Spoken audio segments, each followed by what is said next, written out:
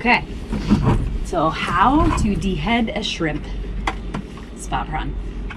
Make sure when you grab them, I should probably show this. Grab them on the side so you don't get stabbed. Because they have a spine right here on their nose and they'll kind of do this jumpy thing and get you. It doesn't feel very good. But once you have them, you're just gonna pinch right here on the side. Put your thumb, like press your thumb into it and twist. Just like that. Get rid of the bad part, save the good part.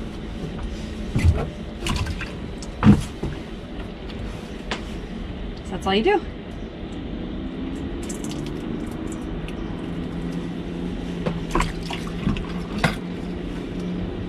And if you get going too fast, sometimes you'll throw the wrong side in. So just try not to do that. It's a bummer.